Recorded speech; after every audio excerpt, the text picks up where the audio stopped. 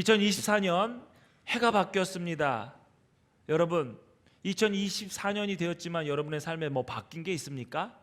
사실 크게 바뀐 것이 없을 것입니다. 세상은 그냥 돌아갑니다. 죄도 악도 사라지지 않았습니다. 사람들은 늘 악한 계획을 세우고 또한 그 악을 시행을 합니다. 그러나 하나님은 여전히 세상을 포기하시지 않으셨습니다.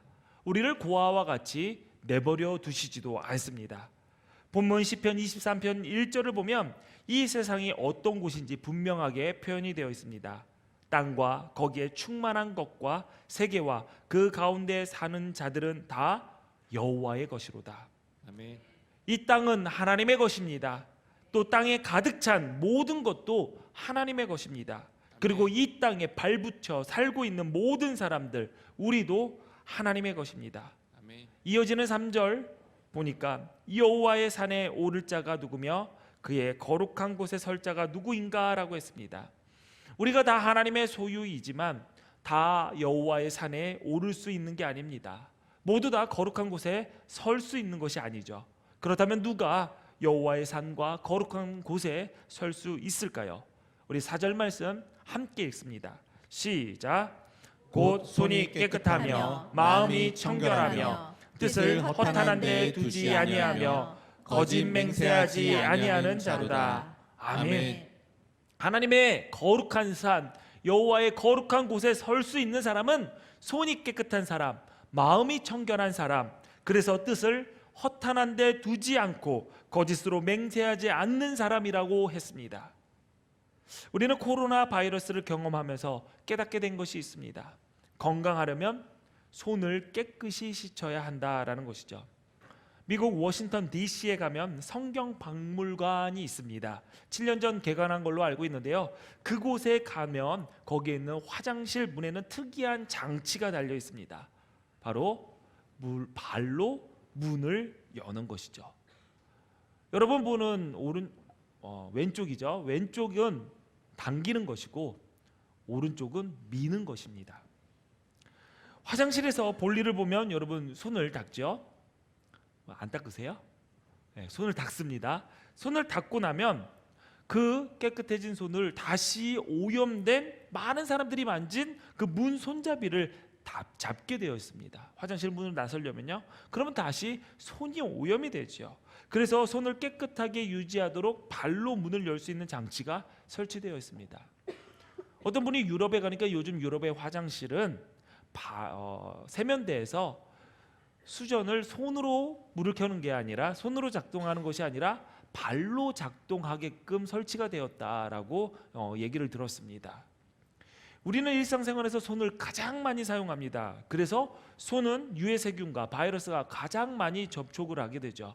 그래서 손을 가지고 내가 볼 때 내 손이 깨끗할 것이다 라고 생각하지만 손은 가장 인체에서 더럽습니다.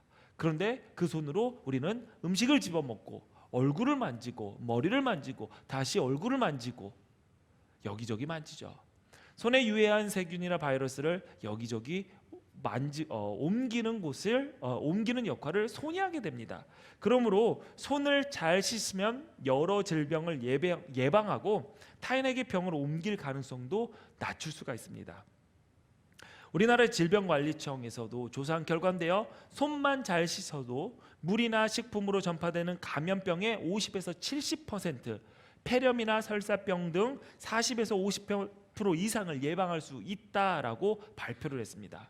여러분 가운데 음식을 먹었는데 오늘 살다가 갑자기 배탈이 났어요. 배가 아파서 화장실을 계속 가고 배탈이 나서 멈추질 않아요. 그러면 우리는 흔히 무슨 생각을 하게 되죠? 음식이 잘못됐나 보다. 상한 음식 먹었나 보다. 음식 잘못 먹었나 보다 라고 생각을 합니다. 그런데 같은 음식을 먹은 사람들은 다 괜찮아요. 그러면 무슨 일이죠? 우리는 이렇게 생각해요. 내가 장이 안 좋나 보다. 장이 약한가 보다. 아닙니다. 손이 더러운 겁니다. 더러운 걸로 이것저것 집어먹고 만지고 빨고 핥고 그래가지고 병이 걸린 거예요. 그러니 여러분 손 관리만 제대로 해도 여러분 건강을 유지할 수가 있습니다.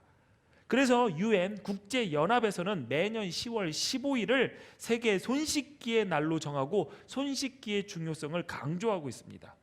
자, 육체의 건강을 위해서 손씻기가 이렇게 중요하듯이 우리의 영적 건강을 위해서도 청결이 중요합니다. 맑고 깨끗한 신앙 상태를 유지해야 합니다. 우리는 2024년 흠과 티가 없고 거짓 없이 정직하며 세상 풍조에 물들지 않는 그 순백의 신앙, 청결한 신앙을 갖기 위해서 힘써야 됩니다. 바울은 경건하지 않은 당시 사람들에 대해서 이렇게 말을 했습니다. 로마서 1장 21절에 보니까 하나님을 알되 하나님을 영화롭게도 아니하며 감사하지도 아니하고 오히려 그 생각이 허망하여지며 미련한 마음이 어두워졌나니 라고 했습니다. 여러분 잘 보세요. 하나님을 많은 사람들이 압니다. 특히 교회에서 하나님을 모르는 사람들은 없습니다. 그러나 하나님을 아는 모두가 하나님을 영화롭게 하지는 않습니다.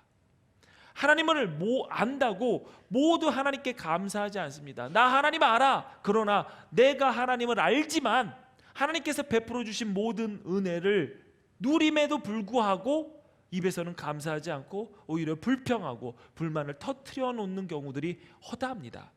하나님을 알지만 하나님께서 이야기하신 위의 것을 바라보지 못하고 이 땅에 허망한 생각을 가지고 미련한 데 마음을 두고 그것에 인생을 모두 다 올인하면서 소비하는 사람들이 많습니다. 여러분, 예수 믿고 구원받은 하나님의 백성들, 우리는 달라야 합니다. 하나님을 아는 데서 그치는 것이 아니라 하나님을 믿고 의지해야 됩니다. 믿음과 신뢰로 하나님을 영화롭게 해야 되고 우리의 입술에서는 끊임없이 하나님께 감사하는 찬송이 넘쳐나야 합니다. 근데 문제는 우리가 이렇게 청결한 삶, 정결한 삶을 어떻게 살아갈 수 있냐는 것이죠.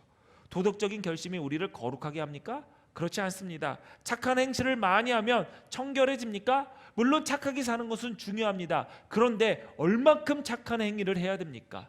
여러분의 인생에서 얼마큼 착한 행위를 해야지 내가 거룩하고 거룩한 하나님의 산에 오를 수 있다라고 생각하십니까? 하루에 한 번 이상? 아니죠. 하루에 10번? 그러면 그 착한 일이 뭡니까? 지나가다 쓰레기 줍는 건 착한 일입니까? 누구는 착한 일이라고 생각할 수 있지만 누구는 그게 무슨 착한 일이냐? 네가 버린 것을 한번 생각해봐라 라고 얘기할 수도 있습니다. 그러니 나의 기준, 세상의 기준으로는 우리는 절대로 거룩해지고 청결해질 수가 없습니다. 그러므로 청결을 지키는 가지는 하나님의 방법을 따라야 됩니다. 청결을 지키는 길을 두 가지를 오늘 말씀에서 나누고자 합니다. 첫 번째는 몸 전체를 목욕하는 방법입니다. 지금 가서 여러분 청결하기 위해서 샤워하세요 이 이야기가 아닙니다. 몸 전체를 목욕한다라는 말은 근본적으로 청결하고 깨끗해져야 함을 의미합니다. 여러분 잘 생각해 보세요. 여러분이 샤워를 했습니다. 샤워를 하고 열흘 동안 갈아입지 않은 속옷을 다시 입고 한 달 동안 빨지 않은 옷을 다시 입지는 않습니다. 왜냐하면 청결해지니까 청결한 옷을 입어야겠죠. 마찬가지입니다. 근본이 깨끗해지면 우리의 행위, 겉모습도 깨끗해져야 합니다. 반대로 내가 아무리 새 옷을 입고 깨끗한 옷을 갈아입는다 하더라도 내 몸이 깨끗하지 않으면 더러움은 금방 드러나기 마련입니다. 그러므로 우리는 깨끗하게 근본적으로 깨끗해야 되는데 물로 씻을 수는 없죠. 예수 그리스도의 피로 씻김 받는 것을 말합니다. 성경은 우리에게 가르칩니다. 하물며 흠없는 자기를 하나님께 드린 그리스도의 피가 어찌 너희 양심을 죽은 행실에서 깨끗하게 하고 살아계신 하나님을 섬기게 하지 못하겠느냐. 예수 그리스도의 피는 우리를 깨끗하게 하기에 충분합니다. 그래서 우리는 이렇게 찬양합니다. 주의 보혈 능력이 있도다. 그게 따라합니다. 믿으오 주의 보혈 그 어린 양의 매우 귀중한 피로다. 다시 한번 주의 보혈 능력이 있도다. 주의 피 믿으오 주의 보혈 그 어린 양의 매우 귀중한 피로다. 아멘. 예수 그리스도의 보혈에 우리를 깨끗하게 하는 능력이 있습니다. 아멘. 예수님의 피는 우리의 죄를 사하는 능력이 있습니다. 죄에서 깨끗하게 하는 능력이 있습니다. 그래서 우리가 예수 그리스도의 그 피를 보혈, 귀중한 피라고 이야기하는 것입니다. 우리는 예수 그리스도의 보혈에 십자가에 달리신 그 피에 온 몸과 온 마음을 담가 깨끗하게 씻어야 됩니다. 근원적으로 씻김을 받아야 됩니다. 선한 행동이 아니라, 도덕적인 완벽함이 아니라 십자가에서 죽으신 그 예수 그리스도의 보혈이, 죄값을 치러주신 그 예수님의 피가 우리를 근원적으로 깨끗하게 함을 믿으시길 바랍니다. 아멘. 믿으면 됩니다. 아멘. 믿으면 하나님께서 일하십니다. 아멘. 전국 목욕탕 협회, 거기에서 목욕탕 이용 활성화를 위해서 대국민 목욕 법칙을 정해서 공표를 했습니다. 내용은 이렇습니다. 누구에게나 때가 있다. 제가 찾아봤어요. 전국 목욕탕 협회가 있는지. 없더라고요. 누군가가 만든 유머일 것입니다. 그러나 이 이야기의 결론은 기억할 만합니다. 누구에게나 때가 있다. 그렇죠. 저도 여러분도 오늘 이렇게 말끔한 차림으로 교회에 나와서 예배하고 있지만 목욕탕 요조에 한 20분 몸을 담그고 이태리 타올로 한번 밀면은 때가 나올 것입니다. 감추어져 있지만 보이지 않을 뿐인 것이죠. 다 가지고 있습니다. 여러분, 우리가 그러한 때가 있듯이 또 우리는 또 다른 때가 있습니다. 밀면 몸에 때가 나오는 몸의 때가 아니라 기회, 적절한 순간을 말하는 때도 있습니다. 우리에게 보이지 않는 허물과 죄가 많지만 예수 그리스도의 십자가의 보혈을 믿고 회개하면 용서받고 깨끗해집니다. 그 때가 있다라는 것이죠. 구원받을 때, 은혜 받을 때 나에게는 기회가 있습니다. 그러나 지혜롭지 못한 자들은 그 기회를 정말 때처럼 버려버립니다. 예수님을 구세주로 고백하고 하나님의 자녀로 거듭나는 순간, 그 기회, 때가 우리의 인생 가운데 필요합니다. 내가 믿는 집의 자녀로 자라서 내가 모태신앙으로 끊임없이 지금까지 한 번도 교회 밖을 떠나지는 않았지만 하나님의 자녀로 거듭나는 때, 하나님을 만나는 때, 하나님의 음성을 듣는 때, 그 때가 필요하다는 거죠. 내가 하나님을 모르고 살아왔지만 이 예배당에 나와서 하나님의 말씀을 듣는 그때, 내게 변화되는 그때, 그 예수 그리스도의 보혈이 나를 덮는 그때, 그 기회가 있다라는 것입니다. 그 때를 붙잡아야 됩니다. 험하게 날려버려서는 안 됩니다. 정말 때처럼 버려져서도 안 되는 것이죠. 스가랴 선지자는 이렇게 선포했습니다. 그날에 죄와 더러움을 씻는 셈이 다윗의 족속과 예루살렘 주민을 위하여 열리리라. 예수님이 이 땅에 오심으로 믿는 모든 사람의 죄와 더러움을 씻는 길이 열렸습니다. 우리는 그 기회를 부여받았습니다. 그러므로 그 기회를 끝까지 잡을 줄 알아야 됩니다. 그 길을 끝까지 걸을 줄 알아야 됩니다. 한 번 잘하고 내가 옛날에는 신앙생활 잘했어, 나는 옛날에는 믿음 좋았어, 그게 무슨 소용입니까? 지금은 아닌데. 내가 언젠가는 그럴 거야. 아닙니다. 지금 못하면은 나중도 못합니다. 여러분, 다이어트 할 때 내가 오늘까지만 이 치킨 먹고 내일부터 다이어트 하리라, 그 다음날 뭐 시키죠? 족발시키잖아요. 담배 끊는 분들도 그렇죠. 내가 오늘까지만 이거 피고 끊겠다, 아니면은 이 값이 마지막 값이야 하면서 어떻게 하죠? 다 떨어지면 다시 담배 사러 가잖아요. 왜? 오늘 못하면은 내일도 안 되는 겁니다. 그러니 지금 나에게 주어진 때를 붙잡아야 돼요. 그래야지 예수 보혈로 청결해지고 청결한 삶의 승리자로 설 수 있는 것입니다. 오늘이 그때입니다. 오늘이 은혜 받을 그때고 구원받을 그때입니다. 예수 그리스도의 보혈의 공로를 의지하고 그 보혈 앞에 겸손히 무릎 꿇으십시오. 또 청결을 지키는 또 다른 방법이 있습니다. 기회가 될 때마다 더러워진 곳을 깨끗하게 씻는 것입니다. 삶 속에서 그때그때 청결을 지켜야 됩니다. 여러분, 한 번 더러워지면 옆에도 더러워집니다. 다 주변이 더러워집니다. 여러분, 새 옷을 샀어요? 새 옷을 샀어요? 그럼 여러분 신경 쓰잖아요. 신경 씁니다. 차를 샀습니다. 세차를 했어요. 세차해요. 그러면은 정말 손수건을 꺼내서도 닦으려고 합니다. 그런데 그 세차가 똥차처럼 지저분해졌습니다. 그럼 어떻게 되죠? 그냥 똥 밟아도 그냥 가는 거예요. 비 오면 좋아해요. 와, 하나님이 세차시켜 주시는구나. 마찬가지입니다. 우리의 삶도 더러움이 하나하나 묻을 때 바로바로 청결하게 지우지 않는다면 우리의 삶 전체가 지저분해져도 우리는 그 삶이 어색하지가 않아요. 내가 원래 이렇게 더러웠지. 그렇게 살아가는 거죠. 예수님의 피로 청결함을 가진 사람은 죄와 허물로 뒤덮인 사람과 똑같이 살지 않습니다. 그럴 수도 없고 그래서도 안 됩니다. 일상이 달라져야 됩니다. 태도가 달라져야 됩니다. 사용하는 말도 달라져야 됩니다. 독립운동가 안창호 선생님이 24살 되던 때 미국 샌프란시스코로 유학을 떠났습니다. 미국에서 교민사회를 단결하고 조국 독립을 위해서 활동했던 그 안창호 선생님이 가장 먼저 나라와 민족을 위해서 했던 일이 있습니다. 그것은 뭐냐면 한인 동포들의 생활 양식을 전반적으로 개선하고자, 청결하게 하고자 했던 그 운동을 했던 것이죠.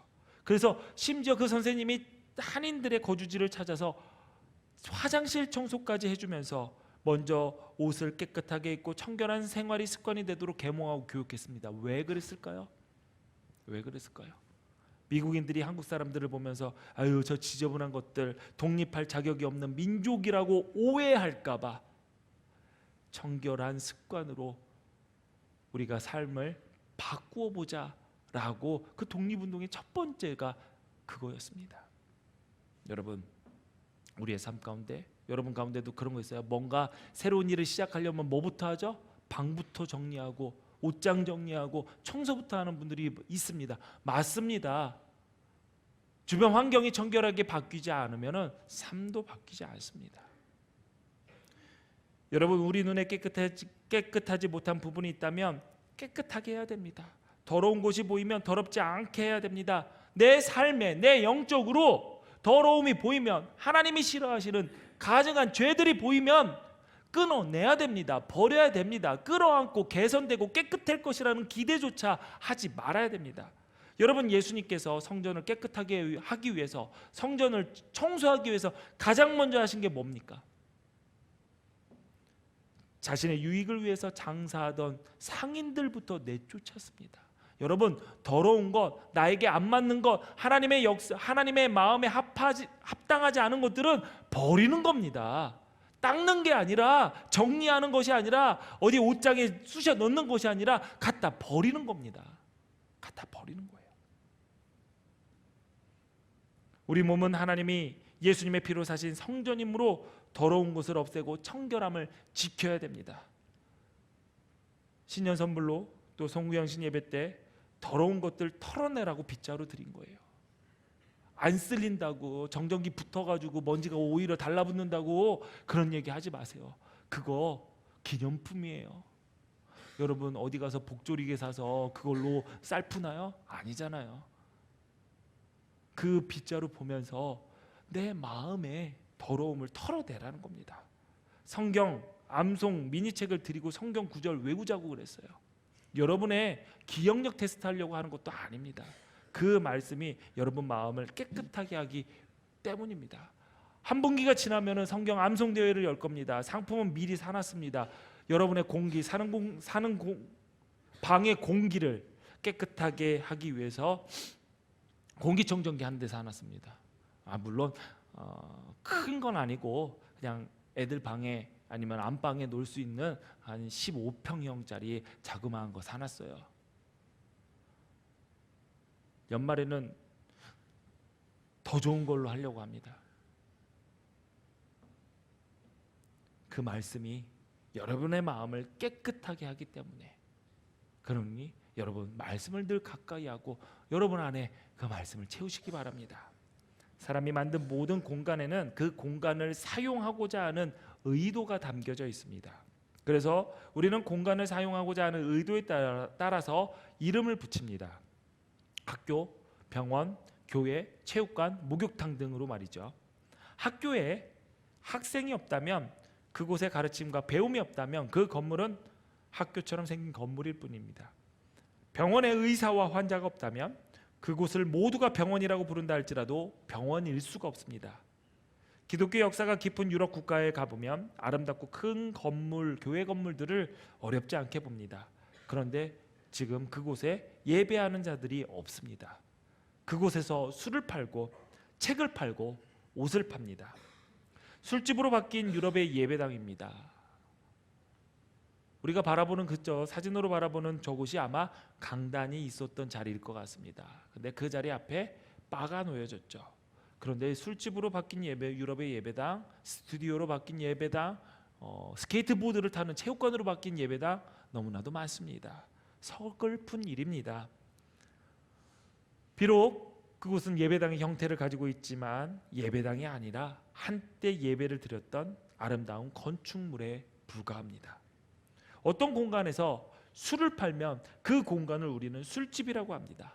예배를 드리면 예배당이라고 합니다. 같은 공간이지만 빵을 팔면 그곳을 빵집이라고 하고 휴대폰을 팔면 휴대폰 판매점이라고 합니다. 모든 공간의 가치는 그 안에서 무엇을 하느냐, 무엇으로 채워져 있느냐에 결정이 됩니다. 우리의 마음도 마찬가지입니다. 내 마음에 음란한 마음만 가득 차 있다면 우리는 호색갑니다. 남의 것을 탐내는 마음만 가득하다면 우리는 도적입니다. 그러나 내 마음에 예수님으로 가득 차 있다면 우리는 곧 성전이 될 것입니다.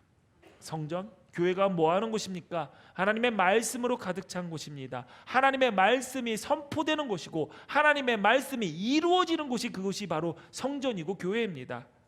내 말씀이 선포되는, 그렇다면 내 속에, 내 안에 말씀으로 채워져 있다면, 내가 하나님의 말씀을 선포한다면, 내가 하나님의 말씀을 이루어 나가며 그 뜻을